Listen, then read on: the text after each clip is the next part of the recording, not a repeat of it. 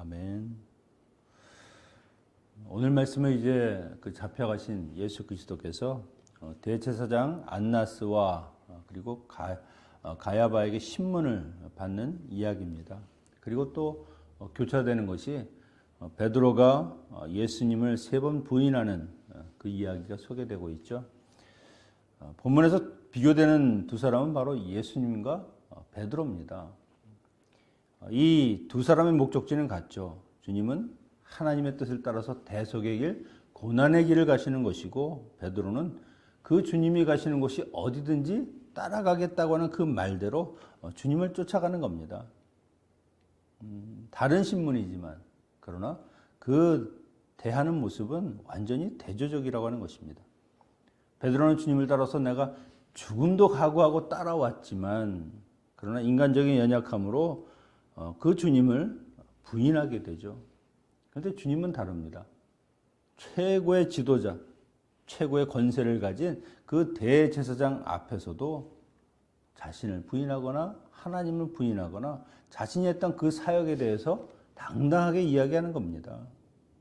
그것을 통해서 하나님의 아들의 권세, 메시아의 권세가 무엇인지를 보여주시죠. 제자로서는 감당하기 어려운 실패의 순간이지만 그 베드로의 모습을 보면서 그리고 예수 그리스도의 모습을 보면서 정말 믿음이라고 하는 것이 무엇인지 우리가 어떻게 예수 그리스도를 따라가야 하는가 하는 것을 우리가 살펴볼 수 있을 것입니다. 12절 13절에 보면 이에 군대와 천부장과 유대인의 아랫사람들이 예수를 잡아 결박하여 먼저 안나스에게로 끌고 가니 안나스는 그의 대제사장 가야바의 장인이라. 하나님의 아들이신 그 심판주이신 예수 그리스도께서 지금 결박을 당하는 일이 있다는 겁니다. 여러분, 이 종교 지도자들이 믿는 분은 하나님이시죠. 하나님의 아들이십니다. 자기가 믿는 그 하나님의 아들조차 분간하지 못하는, 그래서 오히려 자기를 방해하고 자기의 이권을 침해하는 그런 적대자로 인식하는 그 죄를 과연 그들은 어떻게 이것을 감당할 수 있겠습니까? 그들은 하나님을 믿는다고 하지만 하나님을 믿는 사람들이 아닙니다. 하나님의 이름을 팔아서 자기의 세력과 자기의 힘과 자기의 이익만을 추구하는 사람들이지 거기에 하나님에 대한 믿음이 전혀 없다는 것이죠. 하나님을 모르니까 성경이 말하는 것도 믿지 못하고 성경이 계속해서 이야기한 메시아이신 예수 그리스도도 알아보지 못하는 것이죠. 예수님께서 잡혀가신 후에 대제사장 가야바의 장인 안나스에게 끌려갔습니다. 그러니까 대제사장은 사실은 그 당시에 로마에서 지목하는 겁니다. 그러니까 친로마적인 사람, 그러니까 정권을 붙어서 그 로마에 대해서 충성하는 사람을 자기네들이 정하는 거죠. 그러니까 전에는 종신제로 하나님이 택한 그 제사장들이 아니라는 겁니다. 이 안나스는 이미 지혜에서는 폐위당했지만 그 사위가 지금 대제사장으로 있는, 그래서 실제적인 힘을 가진 사람이기 때문에 이 사람에게 먼저 가는 것이죠. 가야바는 요한복음 11장 50절에 보면 한 사람이 백성을 위하여 죽어서 온 민족이 망하지 않게 되는 것이 너희에게 유익하다라는 말을 해서 본인은 예수 그리스도만 제거하면, 그만 죽이면 모든 것이 이제 괜찮게 된다라고 했던 이야기인데, 사실은 자신도 모르게 예수 그리스도의 대속의 그 은혜, 그 사역을 이야기하는 그런 말을 했었죠. 그래서 안나스는 이제 주님에게 죄를 뒤집어쓰기 위해서 19절에서 21절에 신문을 하는 겁니다. 예수님이 하신 말씀에 뭔가 반역적인 것은 없는지, 하나님을 모욕했던 것은 없는지, 그리고 그 제자들과 함께 그런 모의를 한 것은 아닌가 물어보는 것이죠. 그런데 주님은 이미 내가 다 이야기를 했고 내가 그 복음을 전할 때에 너희의 사람들, 바리새인이나 서기관들도 들었다. 그걸 왜 나한테 묻느냐? 내게 혐의점이 있으면 그들이 이야기할 것이 아닌가? 증인을 세워서. 그러니까 그 옆에 있던 아랫사람이 예수 그리스도를 칩니다. 대제사장에게 감히. 주님이 내가 죄가 없는데, 이미 죄가 밝혀진 것도 없는데 어찌 사람을 치는가라고 꾸짖습니다. 주님은 두려울 것이 없죠. 하나님 앞에 서신 분이시고 하나님 앞에서 하나님이 원하시는 모든 것을 순종하신 분이시기 때문에 세상의 재판정 아니라 세상의 그 누구 앞에서도 당당할 수밖에 없는 것이죠. 하나님의 아들의 권위와 권세를 결코 잃어버리신 적이 없다는 겁니다. 그런데 주님을 따랐던 두 제자라고 했는데 아마 하나는 요한이라고 추측을 합니다.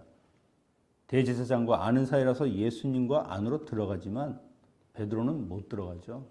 그래서 제자가 그 여종을 시켜서 베드로를 그 안으로 들어오게 합니다. 그때 너는 이 사람의 제자가 아니냐? 그 여종이 묻는 것입니다. 근데 나는 아니라 25절, 26절에서 나는 아니라고 부인하죠. 주님께서 베드로가 닭이 울기 전에 3번 나를 부인할 것이다 라고 하는 이야기는 이미 요한복음 13장 38절에서 예고했던 겁니다. 그때 주님, 저는 주님을 쫓아갑니다. 저는 죽었더라도 죽는 한이 있어도 저는 주님을 버리는 일이 없습니다 라고 이야기를 했습니다. 내가 나를 위해서 목숨을 버린다? 너는 오늘 닭이 울기 전에 3번 나를 부인하게 될 것이다. 아마 베드로는 저는 죽어도 그런 일이 없습니다. 그렇게 자신 있게 얘기를 했습니다. 다른 공간복음과 연결해서 보면은요, 예수님께서 감람산에 잡혀가실 때 다른 제자들은 다 도망쳤죠. 그런데 베드로는 그래도 주님이 잡혀가신 거기까지 따라갔습니다. 그런데 가까이에서가 아니라 먼 발치에서 두려움과 그리고 겁이 나니까 주님을 따라가지 못했던 것이죠. 뜰에 있을 때 여종이 그렇게 물었을 때에도 나는 알지 못한다. 다른 사람이 너는 그 사람의 제자다. 나는 아니다라고 부인을 했죠. 결국 그는 자신이 받을 고난이 두려운 겁니다. 말은 했는데 자신은 있었는데 현실에 부딪히니까 그렇게 하지 못하는 것이죠. 주님과 함께 있을 때 그 말고의 길을 내려쳤던 그 용기는 다 어디 갔습니까? 주님의 말씀을 그가 제대로 신뢰하지 못하고 그리고 주님을 쫓아가는 것이 아니라 주님과 멀찍이 떨어져 가다 보니까 그런 용기는 다 사라진 것이죠. 두려움과 공포에 사로잡혀 있는 겁니다. 그러니까 자신이 믿고 따랐던 스승을 부인하는 것이죠. 그리고 나서 27절에 베드로가 주님을 3번 부인할 때 닭이 울었습니다. 누가복음을 보면 주님과 베드로가 눈이 마주치죠. 그때 베드로는 깨닫습니다. 아, 주님이 하신 그 말씀이 바로 이 말씀이었구나. 내가 정말 주님 말씀대로 내 맹세가 아니라 주님 말씀대로 주님을 부인하는 그 일을 결국 이렇게 하게 되는구나라고 하는 것이죠. 그런데 주님께서 그 베드로를 보는 눈길은요, 질책하고 너는 왜 그거밖에 되지 않느냐가 아닙니다. 오히려 실수하고 실패했던 그 제자를 사랑이 가득한 그런 연민의 눈으로 보시는 것이죠. 주님은 처음부터 아셨습니다. 베드로를 부르실 때부터 이미 이런 일들이 있을 줄 아셨죠. 그가 비록 3년간 나를 공생애를 같이 하지만 그 믿음이 연약할 때에 결국 그는 나를 부인하게 될 것이다. 알면서도 부르시고 가르치시고 그리고 사랑하셨다는 겁니다. 보통 사람들은 누군가 사귀기 시작하면 그 사람에 대한 기대와 신뢰로 시작하죠. 그래야 관계가 되니까. 근데 그 믿었던 사람에게 배신을 당한다고 하면은요, 거기에 대한 상처는 말할 수 없을 것입니다. 우리는 이런 상처를 받으면 돌아서고 그리고 그 사람을 다시는 보지 않을 것 같은데 그런데 예수님께서는 다르다는 겁니다. 그런 실패와 그런 실수까지도 아시면서 그리고 그 이후에 어떤 일이 일어날 것을 아시니까 모든 것을 아낌없이 주시는 것이고 그를 끝까지 사랑하시는 것이죠. 베드로가 그 주님의 말씀 그것이 생각났을 때 그는 밖에 나가서 통곡하며 울었다라고 적고 있습니다. 여러분, 주님의 말씀은요, 우리를 깨우쳐 주는 겁니다. 깨우쳐 줄 뿐만 아니라 우리를 붙들어 주시죠. 아, 주님이 나를 이렇게 미리 아시면서도 그때 나를 버리지 않고 끝까지 붙들어 주셨구나. 그렇게 사랑해 주셨구나. 그것이 깨달아지니까 그는 결국 주님에 대한 사랑이 얼마나 큰 건가를 알게 되는 겁니다. 여러분, 세상에 완벽한 사람은 없습니다. 최소한 한 번, 두 번의 실수와 실패는 다 하게 되는 것이죠. 물론 그런 일이 없다고 하면 얼마나 좋겠습니까? 그런데 그런 것이 불가능하다는 겁니다. 인간은 인간이기 때문에 실수할 때도 있고 실패할 때도 있다는 것이죠.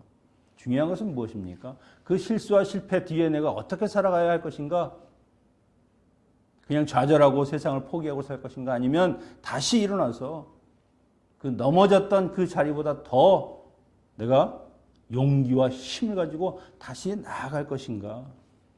그래서 넘어지는 것보다 일어서는 것이 훨씬 어렵다는 겁니다. 여러분, 유도를 배우러 가면은요, 맨 처음에 배우는 것은 기술을 배우는 것이 아닙니다. 낙법을 배웁니다. 안전하게 넘어지고, 넘어지더라도 다치지 않고 다시 신속하게 일어날 수 있는 법. 그래야 상대방과 겨룰 때 넘어져도 두렵지 않은 거죠. 이미 넘어진 것을 많이 해봤으니까. 실패라고 하는 것이 때로는 우리의 인생에 굉장히 큰 용기와 성공으로 가는 지름길을 줄 수 있다는 것이죠.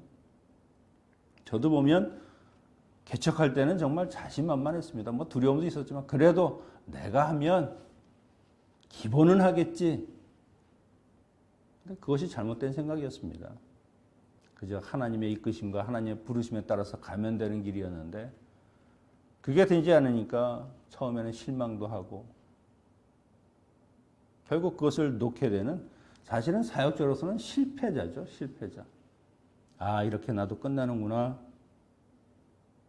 근데 주님이 나로 하여금 깨닫게 하시고 회개하게 하시고 다시 그 길을 열어주셨습니다. 그러고 나니까 내게 주어진 이 길이 내가 잘나서 하는 것이 하나도 아니라는 겁니다. 오직 주님이 주시는 것이고 주님이 이끌어 주시는 것이지 내가 할 수 있는 것이 무엇인가. 인간의 결심이나 인간의 맹세가 얼마나 나약합니까? 하지만 그 실패를 디디고 일어설 수 있게 해주시는 것은 누구시냐? 바로 예수 그리스도라는 것이죠. 여러분, 그래서 주님을 믿는 사람들에게 실패라는 것은 없다는 겁니다. 실패할지라도 주님이 다시 일으켜 세워주시는 것이고 다시 그들로 하여금 하나님 앞에 서게 하는 것, 그것을 주님의 사랑과 은혜로 가능한 것이죠. 그러니까 주님이 지금 이 십자가를 지러 가시는 그 길이 무엇입니까? 그 실패하고 좌절한 우리들이 거기서 그냥 주저앉고 그냥 슬픔과 그런 절망함을 가지고 포기하는 인생을 사는 것이 아니라 그런 모든 것은 내가 지고 갈 테니까 너는 그 자리를 디디고 일어서야 한다. 그것을 주님이 보여주시는 것이죠. 십자가에서 죽는 자라 할지라도 그런 절망 가운데 있다 할지라도 결국 다시 살아나는 것이다. 결코 그것이 너의 끝의 마무리가 아니라고 하는 것이죠. 마침표가 아니라고 하는 것이죠. 가룟 유다가 왜 죄인입니까? 예수님을 팔았기 때문입니까? 아니에요.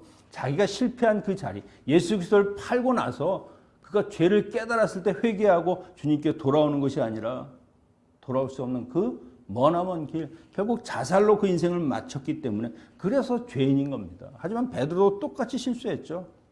누구의 죄가 더 크냐 작으냐의 문제가 아니라 누가 주님으로 다시금 용기를 얻고 일어서느냐 아니면 일어서지 못하느냐, 그 차이가 있다는 겁니다.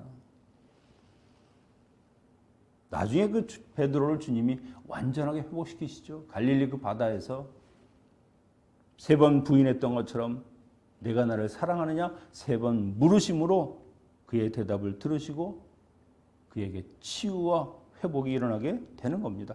그래서 예수 그리스도께서 세우신 베드로가 초대교회에 얼마나 큰 일을 합니까? 실패했었으니까. 내가 할 수 있는 것이 아니니까. 오직 예수 그리스도의 사랑으로 내가 살아가는 것을 깨달으니까 그 다음은 주님만 의지하고 가는 겁니다.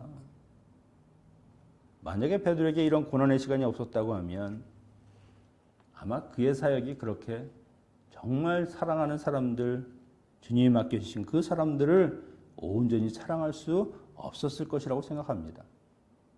사람은 스스로 잘 되면 교만하죠.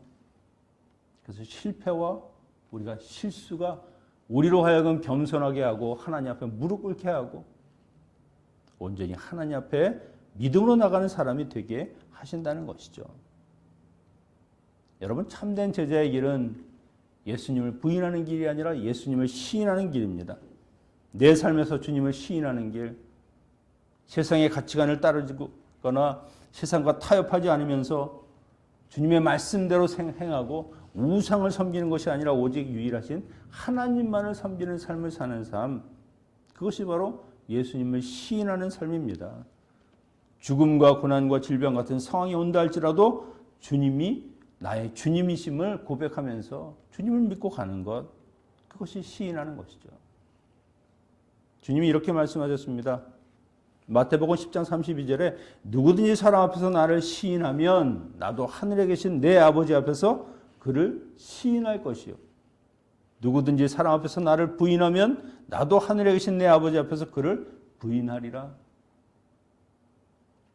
우리가 예수 그리스도를 시인하는 인생을 살면 주님은 반드시 내가 이 사람은 나의 사람이고 내가 사랑하는 사람이라고 하나님 앞에서 반드시 우리를 인정하여 주신다는 것이죠. 여러분, 베드로의 이 부인하는 그 실패를 통해서 다시 한번 우리의 삶을 돌아보십시오. 내가 혹시 실패와 좌절과 낙담 가운데 있는 것은 없는지, 아직도 그런 상처 가운데서 머무르고 있는 것은 아닌지, 그것을 위해서 주님이 죽으셨습니다. 우리는 실패자가 아니라 승리자다. 내가 승리한 그 승리를 너희도 함께 나눌 수 있다. 그것을 누려라. 오늘도 나를 사랑하시는 주님, 나의 실패까지도 품어주시고 회복시키는 그 주님의 은혜가 여러분의 삶 위에 함께 하시기를 축원합니다. 기도하겠습니다. 아버지 하나님, 저희가 얼마나 나약합니까? 얼마나 저희가 인생을 살면서 많은 실수와 또 실패들을 경험합니까? 그럼에도 불구하고 승리하신 예수 그리스도, 비록 십자가에 죽으셨지만 그 십자가에서 죽음을 깨치고 승리하신 그 예수 그리스도를 바라보면서 오늘도 나를 사랑하시는 그 주님의 사랑에 겨워서 다시금 일어나게 하시고 온전히 하나님 안에서 주님이 주시는 그 힘과 능력을 힘입어 세상 가운데 담대히 살아가는 주의 자녀들 되게 하여 주시옵소서. 이 하루도, 이 한 주간도 주님의 이 사랑을 마음속 깊이 경험하는 우리들이 되게 하여 주시옵소서. 예수님의 이름으로 기도하옵나이다. 아멘. 주기도문으로